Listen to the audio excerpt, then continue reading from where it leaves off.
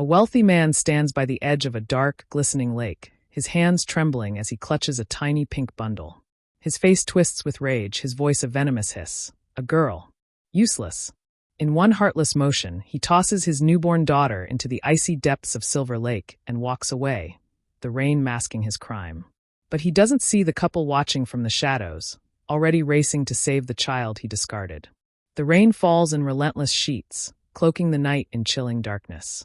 Richard Miller, a titan of wealth and power, grips the steering wheel of his sleek Bentley as it glides along the desolate road beside Silver Lake. His face is a mask of cold determination, his expensive leather gloves creaking under the force of his grip. In the back seat, wrapped in a soft pink blanket, lies his newborn daughter, just 3 days old, her tiny breaths barely audible over the storm.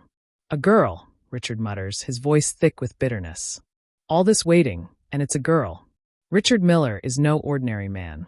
He has built Miller Enterprises into a towering empire worth millions, its skyscrapers dominating the city skyline like monuments to his ruthless ambition. For years, he has dreamed of a son, an heir to inherit his legacy, to carry the Miller name forward with the same unyielding drive. When his wife, Sarah, gives birth to a daughter instead, something breaks inside him. In the hospital, as Sarah lies recovering, her eyes meet his, seeing the disappointment etched into his features. "We can try again in a year," she whispers, her voice fragile with hope. But Richard doesn't believe in second chances. In his warped mind, this child is a mistake, a blemish on his perfect plan that needs to be erased. Sarah, still confined to her hospital bed, has no inkling of the monstrous act he is about to commit. Richard pulls his car to a stop at the lake's edge, where the water stretches out like a dark mirror under the storm.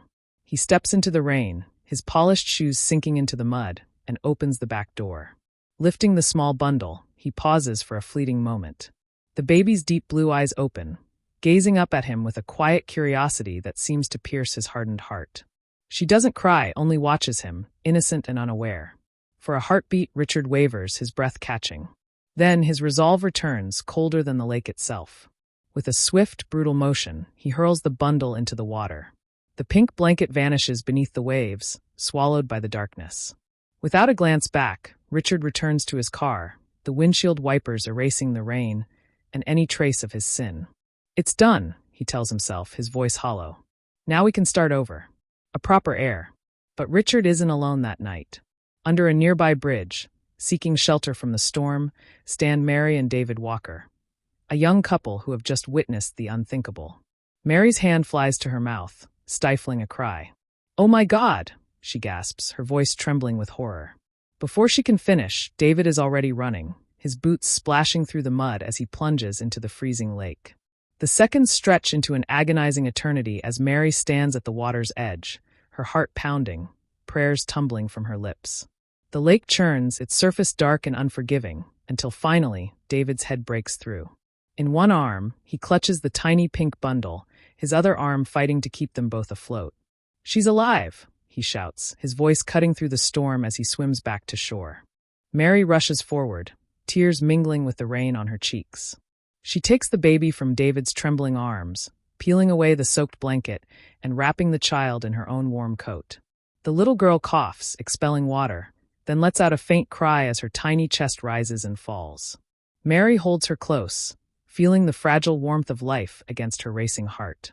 "We need to call the police," David says, fumbling for his phone, his hands shaking from the cold and adrenaline. Mary's eyes dart to the fading taillights of Richard's car, vanishing into the night. "And tell them what?" she asks, her voice low but fierce. "That we saw a man rich enough to drive a car like that throw his baby into a lake? They'll never believe us, David. In this town, money talks louder than truth." David's shoulders slump, the weight of her words sinking in. She is right. In their small community, men like Richard Miller are untouchable, their wealth a shield against justice. "Then what do we do?" he asks, his voice barely audible over the rain. Mary looks down at the baby, her pale face now peaceful, her blue eyes blinking up at them. 4 or 5 years, she and David have longed for a child, enduring countless heartbreaks. Now, in their arms is a miracle, a child who has survived against all odds. "Maybe this is God's answer to our prayers," Mary says, her voice trembling with conviction. "This child was meant to live, and she was meant to be ours." David meets his wife's determined gaze, then looks at the tiny life in her arms. Slowly, he nods. "We'll need to leave town," he says softly. "Start fresh somewhere new." Mary smiles through her tears, cradling the child closer. "We'll call her Hope," she says. "Because that's what she is, our hope and hers." Decades pass, and Richard Miller's empire grows even larger. His skyscrapers multiply, his wealth doubles, and his influence stretches across the city. He has gotten his son, Robert, through a second marriage after Sarah, his first wife, is consumed by grief over the supposed sudden infant death of their daughter, a lie Richard crafted with chilling ease. Sarah never recovers, and their marriage collapses. Within 2 years, Richard remarries a younger woman who gives him the heir he craves. Now in his 60s, he sits in his opulent office, gazing out over the city he owns, the rainy night at Silver Lake a forgotten shadow in his past. But across town, in the chambers of Judge Hope Walker, that night is about to resurface. At 27, Hope adjusts her black robes with steady hands, reviewing the case file before her. She has risen through the justice system with fierce determination, driven by the values of fairness and truth instilled by her adoptive parents, Mary and David. When she turned 18, they revealed the truth about her origins, how they pulled her from the lake, saved her life, and raised her as their own. The revelation shook her to her core, but it also gave her purpose. Hope channeled her pain into a relentless pursuit of justice, graduating at the top of her law school class and climbing the ranks to become a judge. Now, fate has placed Richard Miller's case in her hands. The tycoon is being sued by former employees for fraud and unsafe working conditions. A high-profile case no one expects the plaintiffs to win. Hope's assistant knocks on her door. "Judge Walker, the Miller case is ready to begin." Hope nods, her heart pounding. For years, she has searched for answers about her biological parents. A private investigator uncovered medical records matching her rare blood type to Sarah and Richard Miller, along with hospital security footage showing Richard leaving with a baby the night before he reported his daughter's death. She has the evidence, but has waited for the right moment to act. Today, that moment has arrived. Richard Miller strides into the courtroom, his tailored suit exuding confidence, his lawyers whispering strategies at his side. He barely glances at the judge's bench, already assured of victory. "All rise for the Honorable Judge Hope Walker," the bailiff announces. Richard stands with the others, finally looking up as Hope enters. Something about her makes him pause, a flicker of familiarity he can't place. Hope takes her seat and locks eyes with Richard across the courtroom. For a moment, he feels an inexplicable chill. "Mr. Miller," Hope says, her voice calm but firm, "this court values justice over wealth." The trial unfolds with Hope presiding meticulously, ensuring fairness for both sides. But as the days pass, Richard grows uneasy under her steady gaze. On the 5th day, during a brief recess, Hope calls the attorneys to the bench. "I must disclose a matter," she says. "I've considered recusing myself, but have determined it's unnecessary under legal precedent." Richard's lawyer frowns. "Your Honor, what matter?" Hope's eyes fix on Richard. 27 years ago, Mr. Miller reported the death of his infant daughter. "I have reason to believe that report was false." Richard's face pales. "What is this?" "A joke." "No joke, Mr. Miller," Hope replies, her voice unwavering. "I filed evidence with the district attorney's office this morning. They'll be investigating charges of attempted murder, child abandonment, and falsifying death records." The courtroom falls silent as Richard stares at Hope, truly seeing her for the first time. Those blue eyes, Sarah's eyes, stare back unflinching. "You," he whispers. "Yes," Hope says. "The daughter you threw into Silver Lake because she wasn't the son you wanted." Richard's lawyer grabs his arm.